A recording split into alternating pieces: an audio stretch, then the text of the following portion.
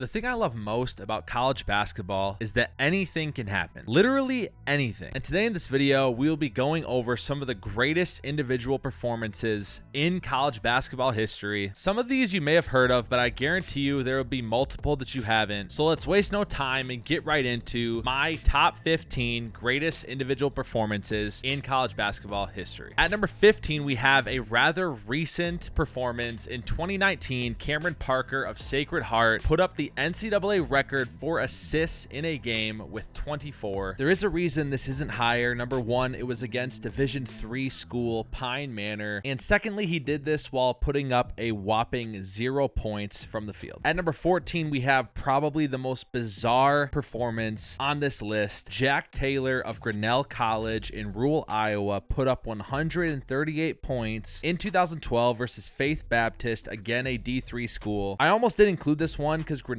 is a D3 school themselves, but 138 points is far too many to leave off this list. Taylor shot 52 for 108 from the field, including 27 for 71 from three. It's one of those stat lines you almost wonder, is it really even that impressive? Because it feels like a video game. But when you dive deeper into it, you see that Grinnell ran a unique, gimmicky offense that was based on the principle that more shot attempts equal more points. And how do you do so? By letting your opponent score and gain the ball back immediately. Number 13 on our list took place on March 11, 2011 during the Mountain West Tourney semifinals when star BYU guard Jimmer Fredette put up 52 points on 15 for 23 from the field, including 7 of 14 from three. Going into the game, BYU hadn't beaten Mexico that year, and their best big man, Brandon Davies, was suspended from the team. It was one of many performances from an era that would redefine a whole area of the court for the next generation, coining it Jimmerange.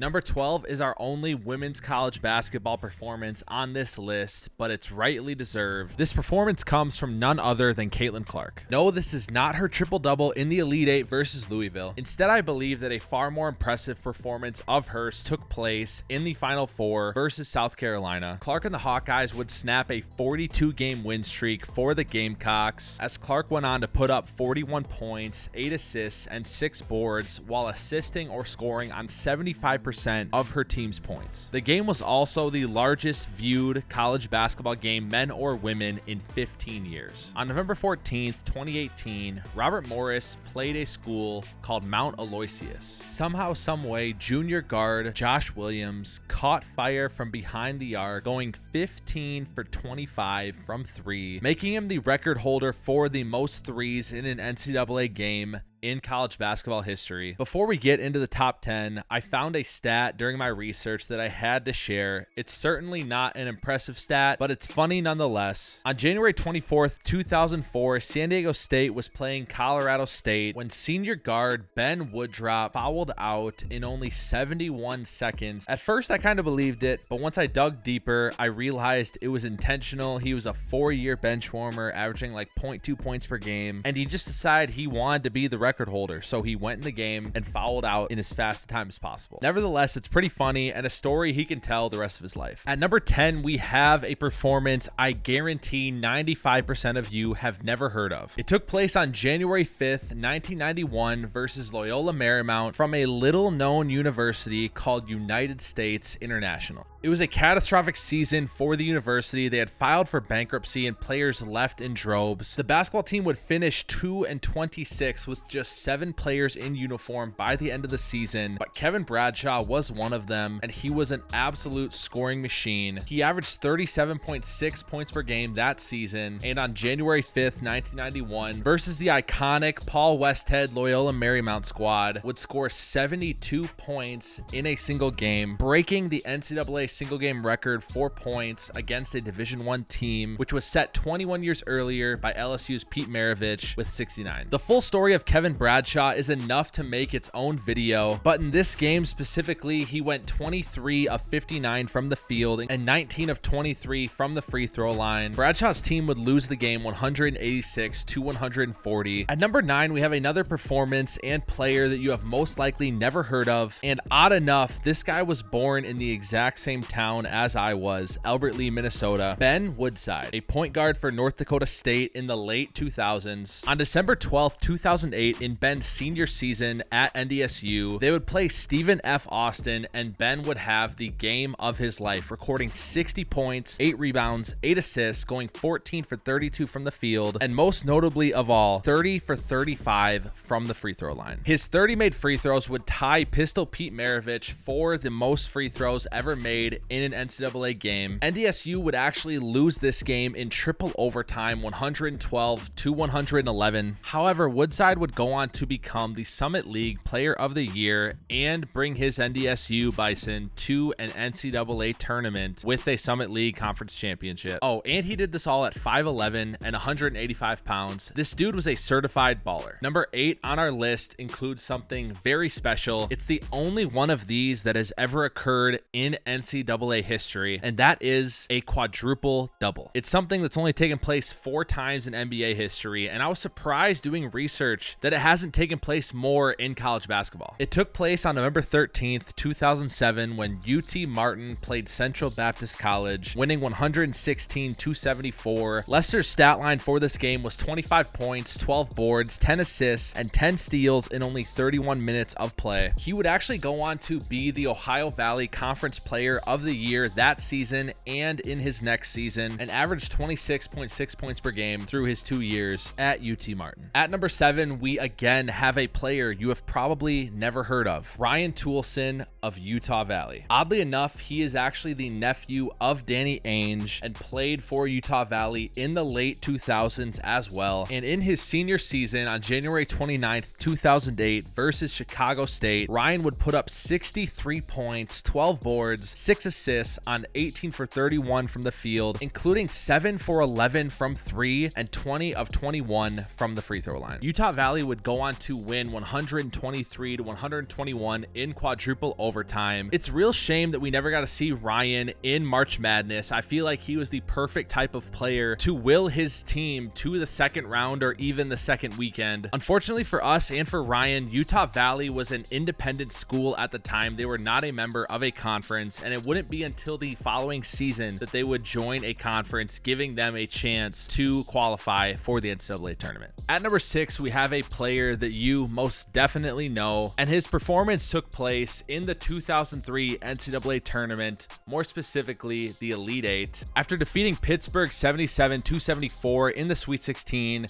Dwayne Wade and the Marquette Golden Eagles would face off in the Elite Eight versus top-seeded Kentucky for a trip to the Final Four on the line. And on the biggest stage, Dwayne Wade had the best game of his collegiate career, finishing with a triple-double, 29 points, 11 rebounds, 11 assists, and 4 blocks, all the while upsetting number 1 overall seed Kentucky in a 14-point rout, 83-69. To make this performance more special, nobody expected Marquette to make a deep run, much less upset the number 1 overall seed Kentucky and make the Final Four. We're now entering our top 5 greatest performances in college basketball history, and at 5, we have a performance from the exact same NCAA tournament. As great as Dwayne Wade's performance was, he was not the only future NBA star playing in this tournament and making a deep run of his own. Carmelo Anthony led the Syracuse Orange to their first national title in 2003, but his greatest performance in this tournament took place in the Final Four as he led his number 3 seeded Syracuse up against the number 1 Texas Longhorns. Melo finished the game with 33 points on 12 for 19 shooting, 14 rebounds, and 3 steals in a 95-84 victory. Much like Marquette, nobody seriously considered Syracuse as a national title contender. They were actually unranked in all preseason polls, making them only the 4th team ever to win a national title while being unranked in the preseason. At number 4, we have one of my favorite March Madness performances of all time, Steph Curry in the opening round of the 2008 NCAA tournament versus Gonzaga. He had 40 points, 5 steals, shot 14 for 22 from the field, and 8 of 10 from the three-point line. I actually did a whole video on Steph Curry and the 2008 Davidson Wildcats magical run in the NCAA tournament. If you're interested in that video, it'll be on an end screen at the end of this one, or you can find it on my channel. But this performance is so incredible because it was the coming out party for Steph Curry to the world, Davidson would advance to the Elite Eight, where they would lose to the eventual national champions in the Kansas Jayhawks. Steph had 30 of his 40 in the second half of this game. And as you're seeing some of the clips on the screen right now from this game, you can see why I had this so high on my list. Before we get to our top 3 performances, I have 2 more honorable mentions for you. Number 1, Elvin Hayes versus Lou Alcindor and UCLA's 47 win streak in 1968. Elvin Hayes and the University of Houston took on Lou Alcindor, aka Kareem Abdul-Jabbar, and the greatest college basketball dynasty of all time, the John Wooden UCLA Bruins. This game was played at the Astrodome, and it was nationally televised, which was a huge deal for regular season games in college basketball at the time. Elvin Hayes finished the game with 39 points, 15 rebounds, and the 2 final free throws that would beat UCLA 71-69. As awesome of a performance as this was, it didn't make the list because Lou Alcindor was dealing with a scratched cornea, which caused him to shoot 4 for 18 from the field in easily his worst performance in his college career. Later that season, in the Final Four, UCLA and Houston would meet again, and this time with a healthy Lou Alcindor, UCLA would win in an absolute rout, 101-69. And our other honorable mention is when Pete Maravich scored 69 points versus Alabama, including 47 points in the second half. Although it was an incredible performance, and I love seeing highlights of Pistol Pete playing in college, they lost that game to a pretty bad Alabama team who was 5-12, so I just couldn't in good conscience add that to this list. And that brings us to our top 3 greatest college basketball performances of all time. At number 3, we have Christian Laettner in the 1992 Elite Eight versus Kentucky. Quite honestly, the most hated college basketball player of all time, and to some extent, rightfully so. In this game, he would stomp on the chest of a Kentucky freshman and claim innocence afterwards. But outside of that incident, this is one of the greatest college basketball games we've ever seen. Christian Laettner would finish the game with 31 points and 7 rebounds on perfect shooting from the floor, 10 of 10 from the field, and 10 of 10 from the free throw line. But it was the ending that solidified this as one of the greatest performances of all time. Down 103-102 with only a couple seconds left on the clock, Grant Hill threw a full court pass that Laettner caught around the free throw line, turned and hit a game-winning jumper that we know today as the shot, winning the game for Duke and sending them to the Final Four, 104-103. Second on our list, we have Danny Manning in the 1988 National Championship. The 1988 Kansas Jayhawks were an afterthought when it came to national title contenders in the 1988 NCAA tournament. Finishing with 11 losses and being a 6th seed in the tournament, they just happened to catch fire at the right time, propelling them in shocking fashion all the way to the national title game, where they would face their Big 8 conference rivals and number 1 seed, the Oklahoma Sooners. The Jayhawks went into this game as 8-point underdogs, and Oklahoma had already beaten them twice that season. But as we know, anything can happen in March, and Kansas would defeat Oklahoma in the national title game 83-79, in large part due to Danny Manning being the best player on the court, putting up 31 points, 18 rebounds, 5 steals, and 2 blocks, etching his Kansas Jayhawks into the history books as one of the most unlikely national champions of all time. Our long-awaited number 1 greatest college basketball performance of all time is none other than Bill Walton in the 1973 national title game versus Memphis State. Only a few years removed from Lou Alcindor and UCLA dominating the late 60s, John Wooden was blessed with another all-time great big man in the early 70s in Bill Walton. And in the 1973 national title game, he proved why he's one of the greatest college basketball players of all time, scoring 44 points on 21 of 22 from the field. Yes, you heard that right. He only missed 1 shot on the night. A near flawless performance in an absolute blowout. I truly can't think of a performance in college basketball history that would top this one. As dominant as those UCLA teams were, to shoot like that on the biggest stage and to put up 13 rebounds as well during an era where the NCAA did not allow dunking is borderline unthinkable. 21 out of 22 field goal attempts tonight.